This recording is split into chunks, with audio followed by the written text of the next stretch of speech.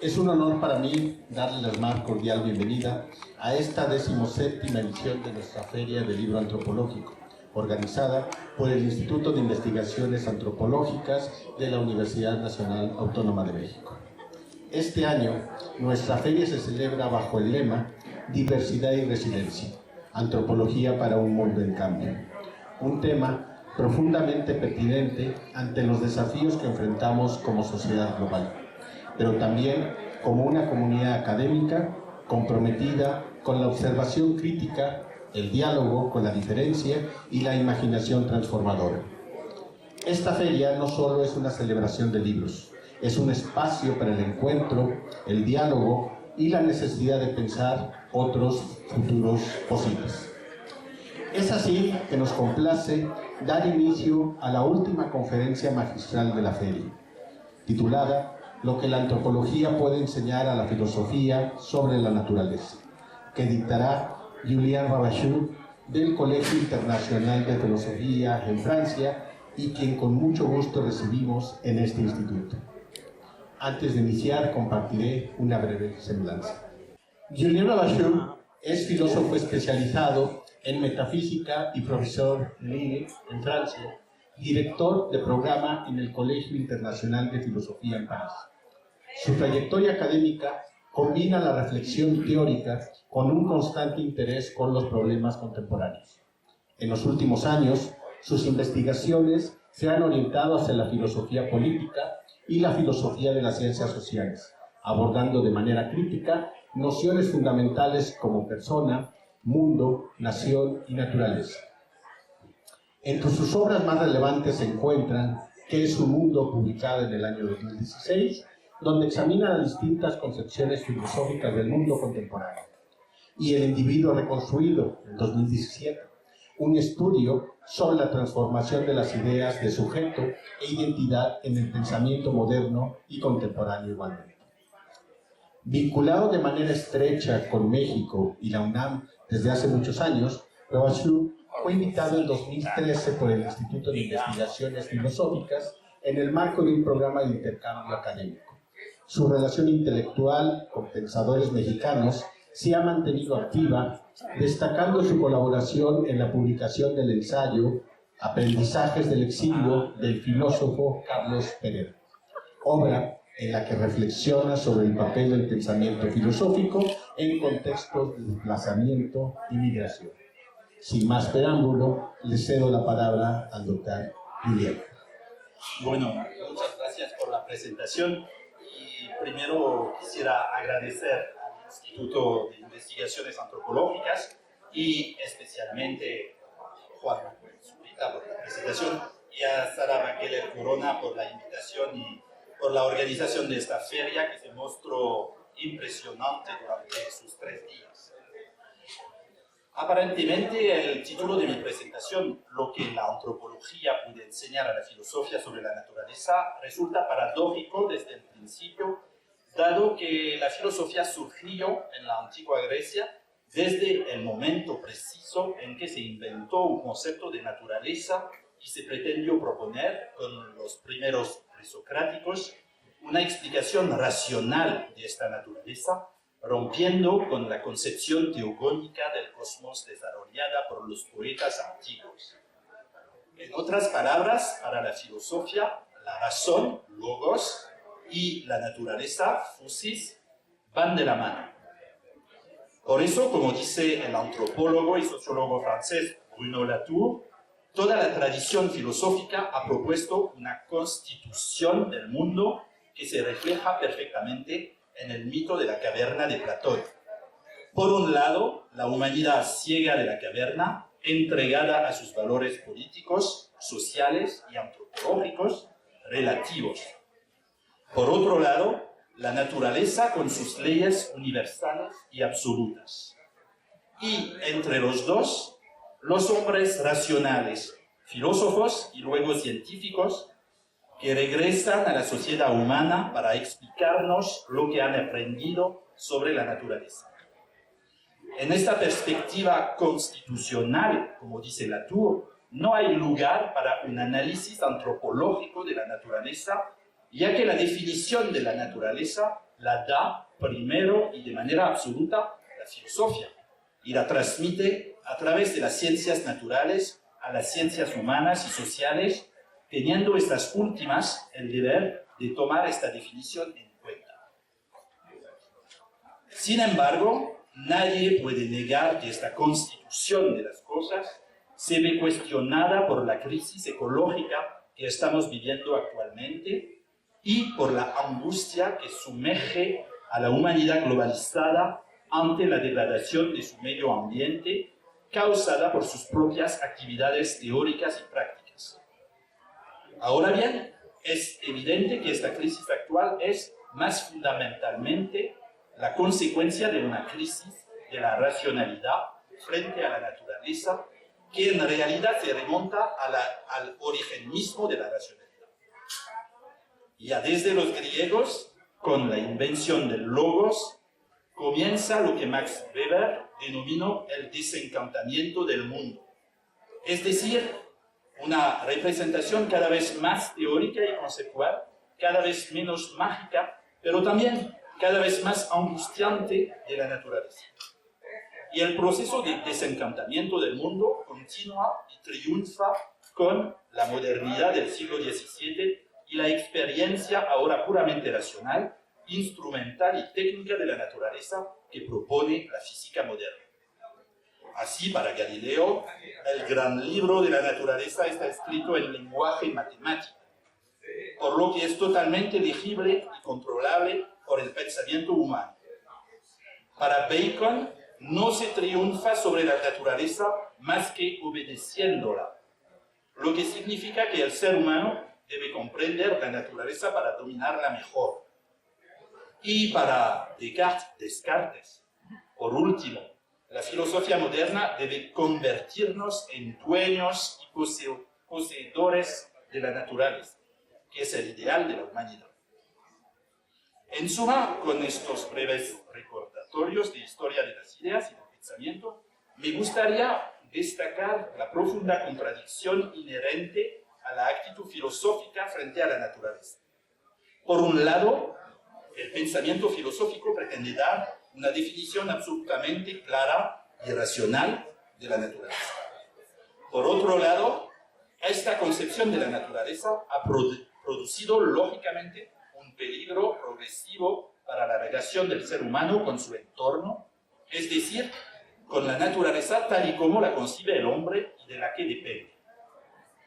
Ahora bien, es precisamente aquí donde resulta fecunda una contribución fundamental de la antropología, ya que la antropología, como ciencia humana, por definición, no puede tener la ingenuidad filosófica de suponer que una concepción de la naturaleza puede ser inhumana, absoluta, desconectada de las perspectivas humanas sobre el mundo que nos rodea, un mundo con el que interactuamos y en el que desarrollamos nuestras vidas. Sobre todo sin ser necesariamente relativista en la producción de sus conocimientos, la antropología parte del principio de la variedad de las culturas humanas y por lo tanto de las representaciones del mundo. Hoy me gustaría defender fundamentalmente una tesis, la que plantea que la filosofía necesita el enfoque antropológico para pensar de una manera nueva la naturaleza frente a la crisis ecológica que estamos viviendo. Esta tesis es relativamente evidente y muy común, y la defienden entre otros varios antropólogos franceses contemporáneos, Pierre Clastres, Philippe Descola o Bruno Latour. Todos ellos comenzaron siendo filósofos antes de descubrir la contribución de la antropología a la cuestión ecológica de la inserción del ser humano en su medio ambiente. Pero también me gustaría completar esta tesis central de mi discurso con una observación histórica menos frecuente, según la cual tal cuestionamiento de la idea filosófica de la naturaleza, en el momento mismo en que esta idea triunfó en la física moderna, está relacionado en particular con la diferencia entre Europa y América, o al menos con la toma de conciencia por parte del pensamiento científico europeo de que existe un espacio americano. Es esta historia paralela la que deseo repasar rápidamente en 3 momentos, de los cuales solo el último, tal vez porque ahora la crisis ecológica es urgente, resulta realmente fecundo desde el punto de vista teórico. El primer momento de esta historia es interno a la propia filosofía y solo recurre a la antropología desde el punto de vista de la imaginación de los filósofos. Además, en este momento, no se trata tanto de determinar la naturaleza como el entorno del hombre en el que hay que vivir y adaptarse, sino de considerar la naturaleza en el hombre, la naturaleza humana tal y como se encuentra al fondo de cada uno de nosotros. Se sabe que la conquista de América dio lugar casi inmediatamente a que los observadores europeos configuraran el mito del buen salvaje, como se manifiesta en la literatura que siguió. Tal mito es profundamente ambiguo, ya que por un lado idealiza a ciertos pueblos americanos, en particular los caribeños, canadienses o brasileños, con la idea puramente imaginaria de que estos vivirían más cerca de la naturaleza, cerca del paraíso perdido. Pero por otro lado, esta idea de su inocencia sobre su estado de naturaleza, esta idea de ausencia de desarrollo técnico y político proyectada por los conquistadores europeos sobre los indios americanos, reduce a estos a una primitividad ingenua en comparación con lo que el pensamiento europeo consigue producir civilizado, poniendo de relieve su inferioridad esencial. Hay que tener cuidado porque el mito del buen salvaje no es en sí mismo filosófico, sino que responde más bien a una ideología ingenua y común, impregnada además de cristianismo, ya que se cree encontrar en el buen salvaje la bondad humana original del paraíso perdido. Sin embargo, la filosofía se inspira en gran medida en este mito, aunque de una manera mucho más sutil. Tomaré 2 ejemplos llamativos. El primer ejemplo es el de Montaigne, quien en 2 de sus ensayos, de los caníbales y de los coches, concede gran importancia a las consecuencias de la exploración de América. Montaigne no viajó él mismo a las Indias, pero uno de sus sirvientes acompañó a la primera expedición francesa a las costas de Brasil. Y él mismo es tan curioso que atraviesa Francia para conocer a 3 jefes tupinambas traídos en una expedición. Sin embargo, Montaigne es un filósofo escéptico que busca relativizar nuestras creencias más evidentes, nuestras costumbres más arraigadas, imaginando otras creencias y costumbres muy diferentes e igualmente válidas. En este sentido, los textos de Montaigne son precursores de la antropología en su esfuerzo por relativizar y pluralizar las representaciones del mundo. Permiten mostrar que la naturaleza del hombre francés civilizado, así como su relación con el mundo, no son en absoluto evidentes, ya que existen otras naturalezas humanas y otras relaciones con el mundo en otros lugares. Mejor aún, estas otras naturalezas humanas muy diferentes y estas otras relaciones con el mundo, de las que Brasil es un ejemplo, son igual de válidas como las que conocemos, incluso en lo que nos resulta aparentemente perturbador, por ejemplo, en la práctica que consideramos bárbara del canibalismo. El ejemplo americano permite así a Montaigne relativizar nuestra comprensión demasiado unívoca de la naturaleza humana y de nuestros valores. El segundo ejemplo es muy diferente. Es el de Jean-Jacques Rousseau, 2 siglos después de Montaigne, quien no solo define la naturaleza como un absoluto, como el valor supremo, a imagen de toda la tradición filosófica, sino que mejor aún imagina un estado de naturaleza fuerte inspirado en el mito del buen salvaje, para describir la naturaleza ideal del ser humano que busca reencontrar fuera de los vicios de la sociedad humana. Y en esta naturaleza ideal, el ser humano no necesita nada porque es naturalmente autosuficiente. Por lo que por lo que vive solitario, tranquilo y feliz, satisfaciendo todas sus necesidades con poco, sin modificar nada de la naturaleza que le rodea, sin ceder a lo artificial.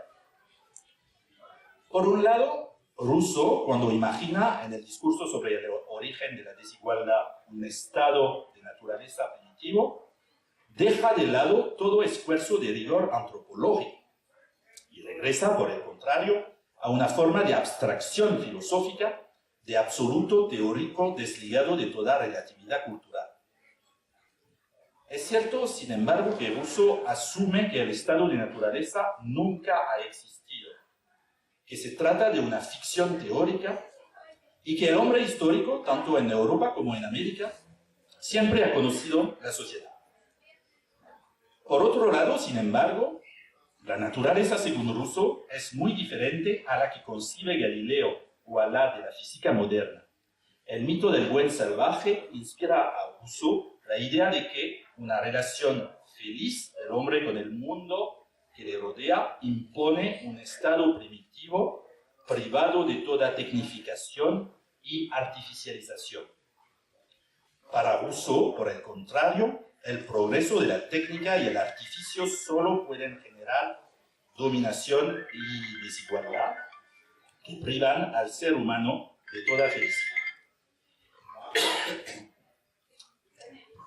Llegamos a la segunda parte de nuestra historia sobre la contribución de la antropología a la filosofía en relación con el concepto de naturaleza. Hemos visto con nuestros dos ejemplos anteriores que también existe dentro de la filosofía una tradición de contestación del modelo moderno dominante de representación racional e instrumental del mundo, pero por otra parte, los dos ejemplos anteriores nos han mostrado que ese pensamiento alternativo sobre la naturaleza no es capaz de corregir los defectos de ese modelo moderno, precisamente porque no recurre a un enfoque antropológico de las representaciones del mundo. Ciertamente, tanto en el caso de Montaigne como en el de Rousseau, es una influencia directa o indirecta de la experiencia americana la que permite producir la conciencia de una variedad cultural o de una concepción alternativa de la representación de la naturaleza. Pero en cada caso, esta experiencia se reintegra en el pensamiento filosófico sin amenazar la obstinada suposición de que la naturaleza es un absoluto. Sin embargo, siguiendo el enfoque romántico de Rousseau y la rehabilitación de la naturaleza subjetiva por parte del idealismo alemán, los trascendentalistas estadounidenses del siglo XIX, Ralph Waldo Emerson y luego su discípulo Thoreau, pensaron que era posible una concepción filosófica de la naturaleza propiamente americana. En su ensayo Nature, Emerson defiende de manera poética la idea de una fusión entre el sujeto consciente y la naturaleza. Defiende una nueva filosofía que deja de hacer historia, de repetir las ideas teóricas del pasado y que, por el contrario, vuelve a mirar a la naturaleza de frente, desarrollando una relación original con el universo. De modo que cada uno puede sentir cómo fluye la naturaleza dentro y fuera de sí mismo. Paseando por el bosque y los grandes espacios es como realmente podemos ver la naturaleza, sentir que vivimos en ella, fusionar nuestros sentimientos con nuestro entorno, sentir que solo somos una parte del todo que nos envuelve. Además, en su discurso The American Scholar, que es una referencia fundacional para el espíritu estadounidense, Emerson opone la cultura europea, orientada hacia el pasado, llena de monumentos y privada de espacio libre, a la cultura americana emergente y liberada por la inmensidad de la naturaleza que encuentra, la cual debe explorar y recorrer. Es porque la naturaleza se afirma de una manera nueva ante el hombre que la experiencia americana debe producir una nueva filosofía de la naturaleza inaccesible al espíritu europeo. Y es esta lección en la que se inspira Thoreau para irse a vivir durante 2 años a los bosques de Walden y extraer de ahí su relato fundacional. Habría mucho que decir sobre la experiencia de Thoreau, que ciertamente se va a vivir al bosque, pero por un tiempo limitado, con una distancia limitada de la ciudad y de la casa de su mamá, y con una revolución, por lo tanto, limitada en su representación de la naturaleza. Ciertamente hay una dimensión antropológica en la nueva visión que Emerson y seguidamente Thoreau tienen de la naturaleza, en la medida en que solo la dimensión americana de su existencia lo permite. La ruptura filosófica que pretenden defender procede precisamente de ese cambio de continente. Sin embargo, la conciencia de esta dimensión antropológica no es completa. El cambio de actitud hacia la naturaleza, tal y como se promueve aquí, no pretende tanto modificar la acción del ser humano sobre la naturaleza, como enriquecer la conciencia humana a partir del mundo objetivo. Por lo tanto, se necesita una tercera etapa en nuestra historia y una intervención asumida de la antropología en la filosofía para que sea realmente posible una nueva definición filosófica de la idea de naturaleza. Pero, ¿qué puede aportar finalmente la antropología a esta historia? Me parece que el filósofo actual puede encontrar, al leer a los antropólogos, 2 grandes tesis a las que añadiré una tesis complementaria, menos inspirada directamente en la antropología, pero articulada con las otras 2. Y en estas 3 tesis deben inspirar al filósofo para reformar su pensamiento sobre la naturaleza y medir el alcance de ese concepto. La primera gran tesis está relacionada con una reconsideración del progreso técnico, es decir, la historia de los instrumentos inventados por los hombres para dominar la naturaleza, modificarla y artificializarla. Aquí la antropología nos invita a hacer una redefinición de la técnica, no como un proceso para dominar la naturaleza en términos absolutos, sino como un proceso para dominarla en relación con las necesidades de los seres humanos. Esta redefinición la propone el antropólogo Pierre Clastres en su libro La sociedad contra el Estado, fruto de sus estudios de campo entre los indios Guayaqui de Paraguay en la década de los años 60. Lo que Clastres descubre entre los Guayaqui es que estos no están privados de progreso técnico, como tienden a creer los europeos, ni han permanecido primitivos en su relación con la naturaleza. Al contrario, desarrollaron una técnica rica, imaginativa y refinada que les permite satisfacer con precisión sus necesidades gracias a unas herramientas de gran valor cultural. Y Clastres saca 3 lecciones dirigidas a los filósofos y pensadores occidentales. Primera lección: la diferencia técnica entre los Guayaqui y los europeos no se explica por la supuesta ignorancia de los Guayaqui, que no habrían logrado construir las herramientas y las máquinas europeas, sino por una consideración diferente de la actitud que el ser humano debe tener hacia la naturaleza. Segunda lección: si los Guayaqui no carecen de técnica, como tienden a pensar los racionalistas occidentales modernos, entonces es mejor decir que han rechazado culturalmente la técnica moderna. Del mismo modo, Clastres considera en su libro que los pueblos amazónicos no conocen el Estado no por retraso en su desarrollo, sino por rechazo a la dominación política en favor de otras formas políticas mucho más libres que nosotros mismos ignoramos.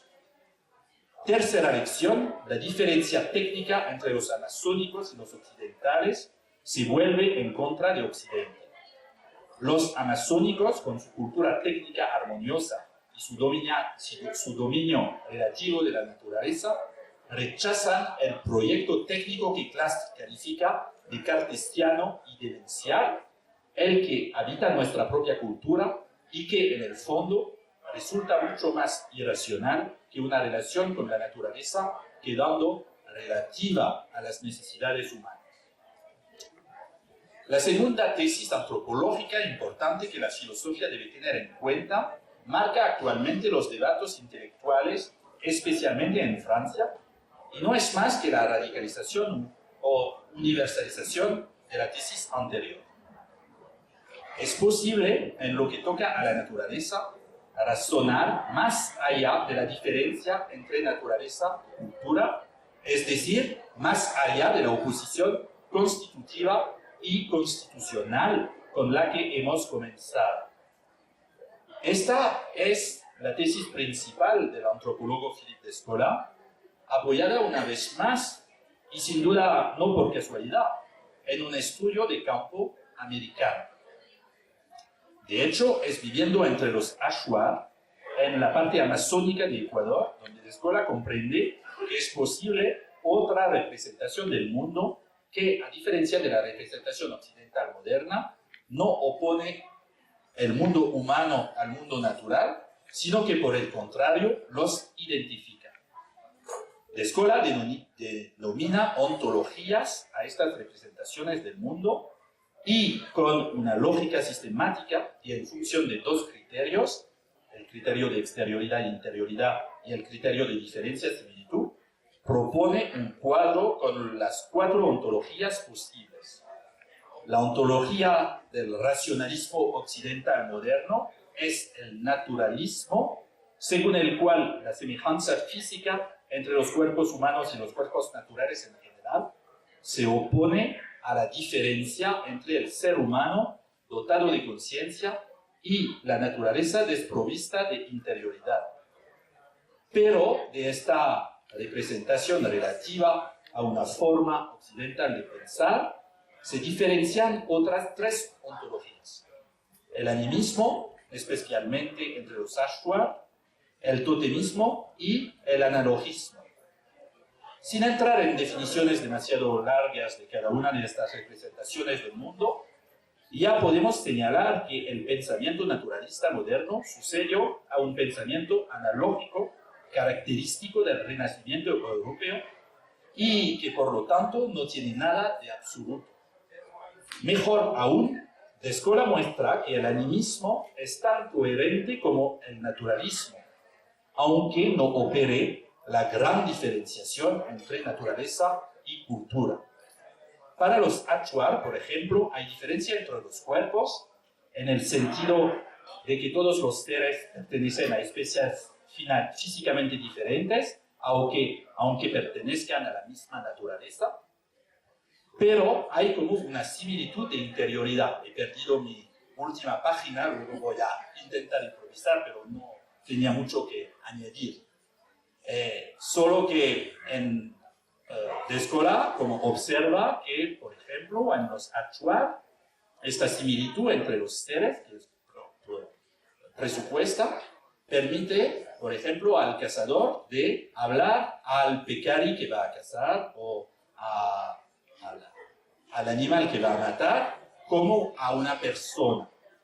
Y parece a Descola que este modelo de respeto con la naturaleza es un modelo que es mucho más fecundo para pensar un vínculo ecológico a la naturaleza. Sobre todo, observa que, por ejemplo, no existe artesanía entre los Achuar o otros pueblos, porque ellos no reconocen que han fabricado totalmente los objetos que producen.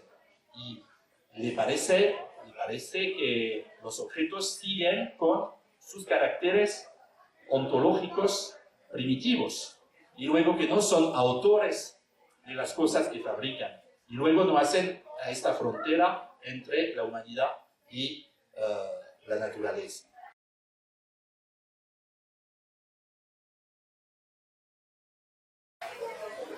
Y bueno, mi última tesis, a modo de conclusión, era una tesis más biológica que antropológica.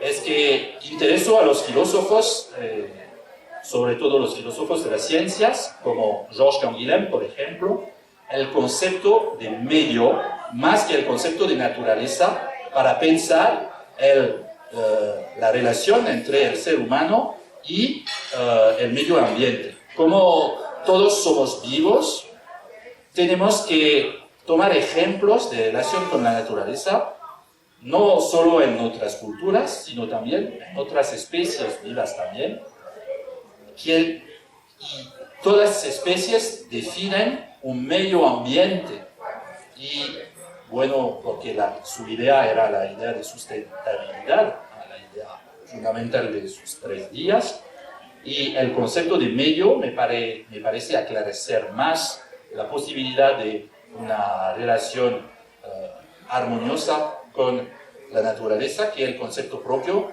de naturaleza con su tradición filosófica. Bueno, creo que he terminado.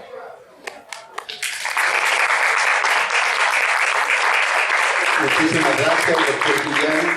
Sin duda muy importante este recorrido en historia de las ideas, un poco de historiografía y obviamente el reconocer los aportes que ha dado la antropología precisamente al pensamiento filosófico.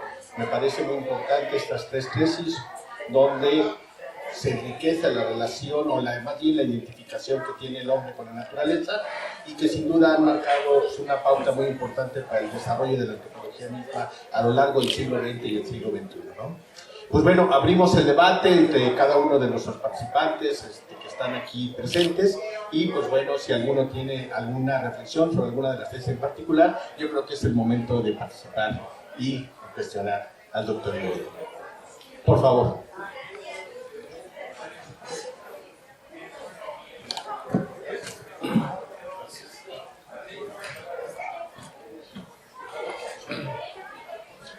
Muchas gracias por su exposición. Espero no haberme perdido entre muchos de los aspectos tan interesantes que nos planteó. Y me llamó la atención,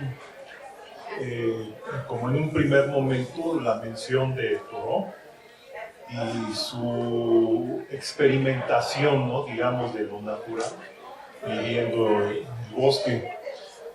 Y me parece que esto tendría que ver mucho con este ánimo, pues a la postre expansionista que tenían los Estados Unidos, pero a la vez había una especie de conjugación de ver a la naturaleza como un ente más simbiótico, digamos. Y me acordaba un tantito más por esto mismo con la poesía de Walt Whitman, que creo que ahí podría decirse un poco de ese espíritu, ¿no?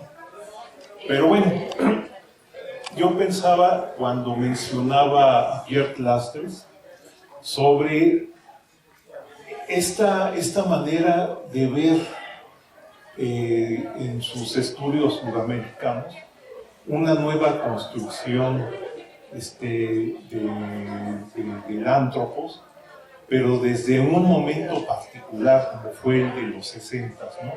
Creo que son herederos de este 68 global y pues ayudaría, creo yo, a entender un poco este tipo de antropología. Pero yo le preguntaría aquí ya de forma más específica, ¿qué pasaría con estos otros contemporáneos, también antropólogos, y recordaba en concreto a Robert Joland, con su visión de una humanidad pues todavía quizá más hermanada, una humanidad que tenía algo que ver atrás con esta imagen del buen salvaje, que creo que no acababa de estar del todo en no dejaba de estar presente en estas elaboraciones.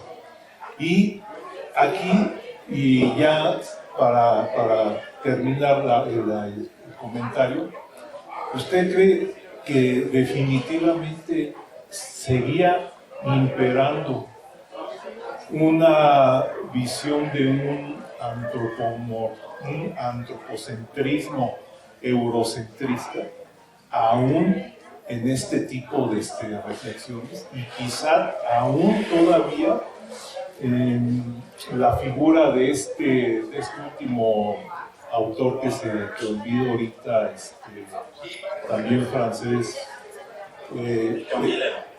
No, ¿De Escola?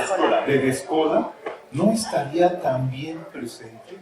¿No será que todavía esta antropología insiste en tener una visión de opuestos, un binarismo etnocentrista que no acaba de ser superado? Bueno, su comentario es muy rico, me parece. No sé bien cómo contestar a todos los puntos que ha subrayado, pero me parece, pensando a todo lo que dijo, que hay que pensar, que hay que tener el pensamiento ecológico y el pensamiento de la relación con la naturaleza, cada vez con también un pensamiento político. Porque es cierto que Thoreau no se ocupa de las poblaciones que van a exterminar los estadounidenses en el oeste para ganar más espacio, y también como conserva un pensamiento muy europeo-céntrico, ¿no? Pero descubriendo que aparece nueva naturaleza. Y en el mismo tiempo se ve con los estudios de Escola o de Pierre Clastres, por ejemplo, que los análisis de Pierre Clastres se como combinan con preocupaciones políticas. También he visto que en uno de los seminarios que van a empezar en el mes de septiembre hay una reflexión a propósito de esta combinación de anarquismo y también de, porque sí, Pierre Clastres inspira a los antropólogos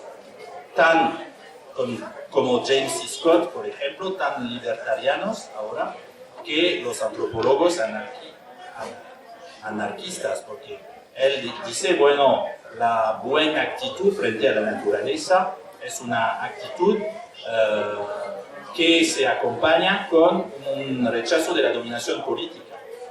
Y me pienso a otra filósofa francesa que es Simone Weil, y que decía la misma cosa, que la dominación política solo es una manera de reemplazar la dominación de la naturaleza por una dominación puramente humana.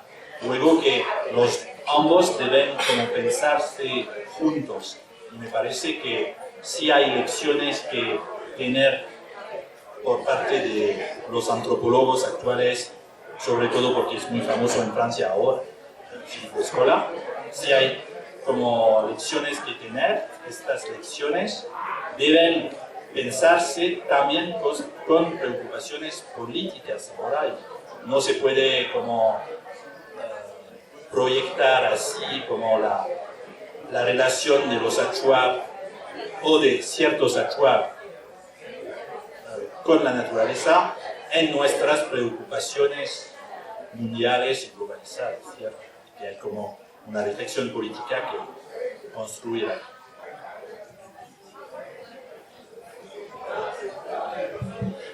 Sin duda, estas reflexiones nos llevan a compaginar lo que la antropología en sus últimas instancias procura enseñarnos, que es repensar la relación del ser humano con la naturaleza, sobre todo acercándonos quizás a nuevas interpretaciones, a nuevas formas de repensar el mundo, y sobre todo cuando tenemos en ciernes una inminente catástrofe ecológica que lo percibimos en diferentes latitudes del planeta, y que sin duda, pues bueno, es un acto serio que pensar, porque es parte quizás provocada por nuestra relación como ser humano con el ámbito, con el hogar que tenemos, que llamamos mundo, ¿no?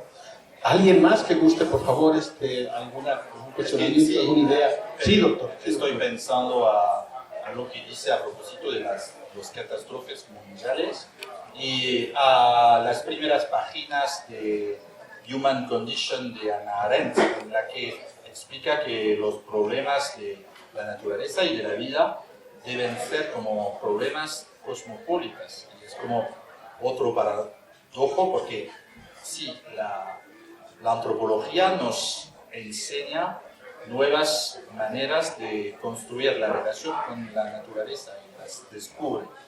Pero por otra parte, en un mundo globalizado tenemos que pensar toda la humanidad como unida frente a los problemas de la naturaleza y de la manera con la que va a vivir en el mundo. Y luego dice Hannah Arendt que esos problemas de ecología son problemas políticos, pero no problemas para los hombres políticos o los especialistas de política. Claro. Y lo que sin duda también nos lleva a percibir nuevas sensibilidades, precisamente en esas relaciones y en esas construcciones de las cosmogonías, de las cosmovisiones, de las relaciones que tienen los pueblos con los entornos, ¿no? Sobre todo eso. Por favor, si alguien más gusta aprovechar que tenemos aquí a Claro, Alice, por favor. Hola, muchas gracias por la presentación y todo el recordatorio sobre la filosofía de la naturaleza y lo demás. Solo quería comentar, ya lo hemos hecho en privado, pero lo puedo hacer en público también, y recomendar a todos la lectura de otra antropóloga francesa, ya que estamos con franceses. Se llama Anastasia Martin, es una estudiante de escuela, y creo que mencionarla puede ayudar a añadir un nivel de complejidad a la discusión, a tu comentario sobre el etnocentrismo a veces de los antropólogos y antropólogas, porque en su primer libro, que es sobre Alaska, y una población que se llama los Wichin, ella se enfrenta a una población que caza y que vive en el medio de un parque natural gringo. Entonces, bueno, pero es que todos los parques naturales son así, nacen de y está interesante en el marco de esa feria, ¿no? Sobre el respeto a la biodiversidad y lo demás. O sea, parques naturales, bien. ¿Qué quiere decir? ¿Y qué pueden decir los antropólogos? ¿Qué podemos decir los antropólogos y antropólogas sobre el tema? Que nacen de una visión muy cristiana. Y lo mencionaste, ¿no? Que la naturaleza es algo virgen, es pureza, nos tenemos que magnificar ante su poder y su magnificencia y así, ¿no? Y eso nacen los parques, las reservas y los demás para proteger esos espacios y protegerlos de nosotros en realidad, ¿no? Que está bien raro cuando uno lo empieza a pensar. Y entonces lo que pasa en esos parques naturales de Alaska es que hay helicópteros, ¿no? Que permiten visitarlos. Esos helicópteros evitan los poblados Wichin, ¿no? Porque se ve feo. Son casas hechas de metal y así, ¿no? Entonces el humano está totalmente afuera de la biodiversidad que se quiere mostrar en esos espacios, ¿no? Aunque son pueblos originarios, ¿no? Entonces, ¿qué hacemos como antropólogos para, pues, describir esos pueblos que además, para añadir todavía un nivel de complejidad, como decía, son cazadores? Y los Wichinas lo que hacen es que, como que encercan los rebaños, que no son nada de rebaños en realidad, de esas, no sé cómo se llaman en español, pero bueno, de unas especies de... ¿cómo se llama? Bueno, no importa. Una especie salvaje que vive ahí, les encerca, ¿no? O sea, les capturan así, como en una red, y ahí les matan todos. Eso se ve feo y dejan ahí un derrame de sangre horrible.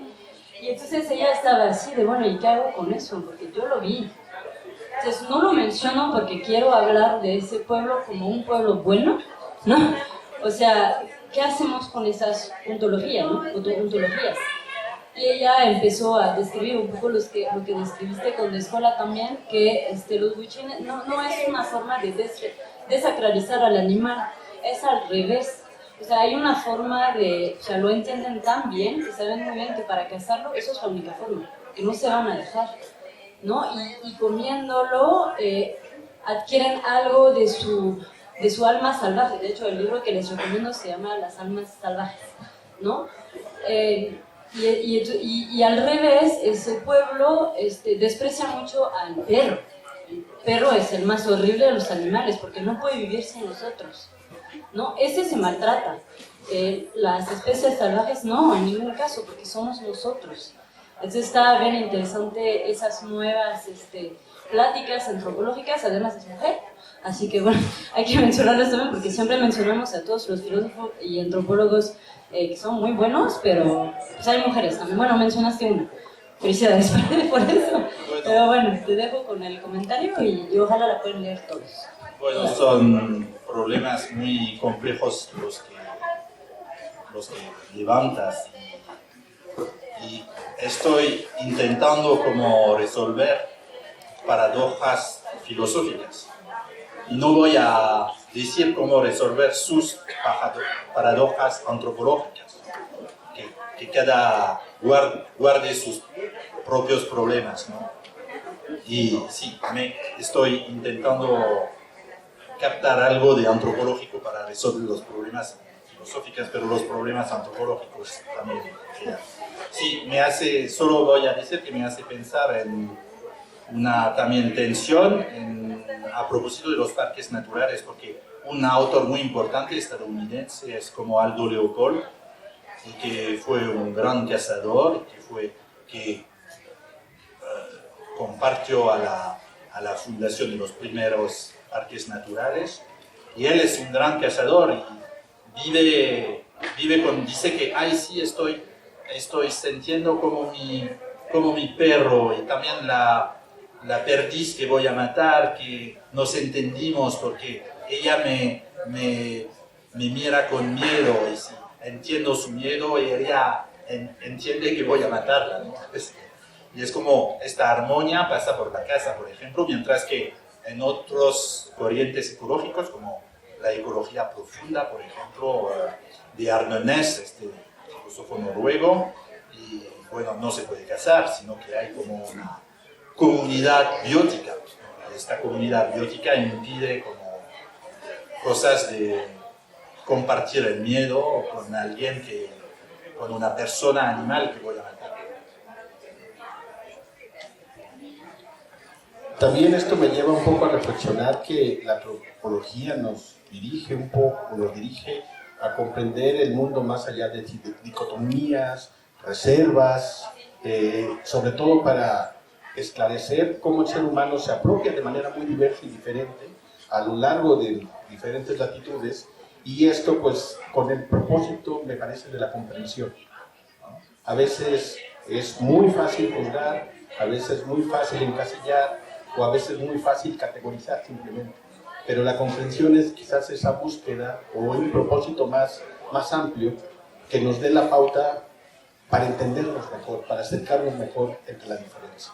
Siento yo que eso también es una de las grandes apuestas de la relación que puede llegar a tener la antropología con la filosofía. Sí, es que al horizonte de mi pensamiento hoy hay como una convicción un poco más filosófica y conceptual, es que el mundo existe y que el concepto de mundo tiene una referencia, pero la naturaleza no existe, es como una creación, un concepto creado, un concepto artificial, y no corresponde a una realidad bien unida, bien definida. Porque el problema del concepto de naturaleza es que cada vez se construye en oposición con alguien, en oposición con la cultura, o en oposición con la sociedad, en oposición con la historia, en oposición con el artificial, pero no tiene un sentido fijo. Luego tenemos que desconfiarnos de esta absolutización o de la tentación de dar una referencia al concepto de naturaleza. Una deconstrucción constante. Bueno, de la naturaleza, pero no de otros conceptos como el mundo, por ejemplo. Claro. ¿Alguien más que se quiera sumar a este diálogo, que me parece que es uno de los más vigentes, sugerentes en el pensamiento antropológico moderno? Es realmente algo que quizás desde la antropología, la epistemología, la antropología está moviendo de manera muy fuerte, ¿no? Bueno, pues si no hay mayor comentario, doctor Julien, Bueno, muchas gracias. le agradezco muchísimo su participación, agradezco al público asistente también todo el interés y todo su empeño por estar aquí acompañándonos en esta tarde, y bueno,